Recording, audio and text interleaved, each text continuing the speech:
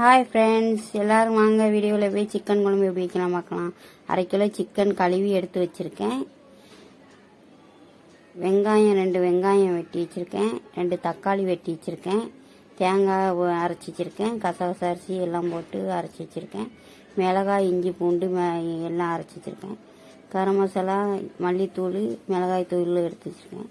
ஒரு சட்டியில் எண்ணெய் ஊற்றியாச்சு. இப்போ எப்படி செய்யலாம்னு பார்க்கலாம் வாங்க. வெங்காயம் போடணும். வெங்காயம் போட்டு கொஞ்சம் வதங்கணும். இதை அரைச்சி வைக்கணும். வெங்காயம் தக்காளியும் அரைச்சி வச்சா டேஸ்ட்டாக இருக்கும். நீங்களும் பண்ணி பாருங்கள், ரொம்ப டேஸ்ட்டாக இருக்கும். பாருங்கள் எப்படி செய்கிறோன்னு. வெங்காயம் தக்காளி வதக்கியாச்சு. நல்லா இந்த ரொம்ப வதங்க வேண்டாம், இது மாதிரி வதங்கினாலே போதும். அரைச்சி நான் கப்பில் எடுத்து வச்சாச்சு. ஒரு சட்டி வச்சாச்சு. எண்ணெய் ஊற்றியாச்சு. பட்டை, தேய்ச்சி எல்லாம் போட்டாச்சு. அதுக்கப்புறம் இஞ்சி பூண்டு அரைச்சி வச்சதையும் போட்டாச்சு.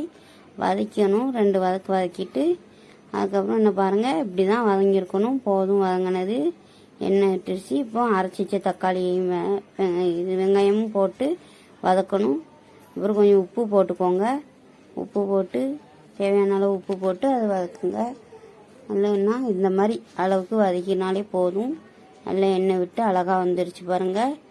சூப்பராக இருக்கும் இப்படி வச்சா. சிக்கனை போடுங்க. அப்புறம் சிக்கனை போட்டு சிக்கனை ஒரு கிண்டு மசாலா பிடிக்கணும். அதில் அது மாதிரி நல்லா கிண்டுங்க. மசாலா பிடிக்கிற அளவுக்கு கொஞ்சம் கிண்டி விட்டு எல்லா இடமும் என்ன பாருங்கள் எப்படி மசாலா பிடிச்சிருக்குன்னு. இப்போ கொஞ்சம் தண்ணி ஊற்றுங்க. தேவையான அளவு தண்ணி ஊற்றி அது கொதிக்க வைக்கணும் லேசாக. அதில் எல்லா இடமும் மசாலா கலந்து இன்னும் கலந்து விட்டுக்கோங்க. விட்டுக்கிட்டு கொதிச்சிருச்சு லேசாக. இப்போ தேங்காய் அரைச்சி அந்த மசாலா போடணும். எடுத்து வச்ச மசாலாவை போட்டு அதை போட்டு கலக்கணும்.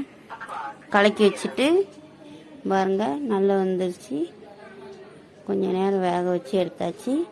சிக்கனும் வெந்துருச்சு. இப்போ தேங்காய் அரைச்சி வச்சதை ஊற்றணும். வெந்ததுக்கப்புறம் ஊற்றுங்க அரைச்சி வச்ச தேங்காவை. அப்போ தான் நல்லாயிருக்கும். இப்போ கலக்குங்க. கொஞ்சம் கொதி வரும். நான் பாருங்கள் இவ்வளோ அழகாக சிக்கன் குழம்பு ரெடி ஆயிடுச்சு. நல்லா கொதிச்சு வந்துட்டு மல்லி இலை, புதினா இலை போடுங்க. வீடியோ பார்த்துட்டு பிடிச்சிருந்தா லைக் பண்ணுங்கள், சப்ஸ்கிரைப் பண்ணுங்கள், பெல் பட்டனை கிளிக் பண்ணுங்கள். தேங்க்யூ. நீங்களும் உங்கள் வீட்டில்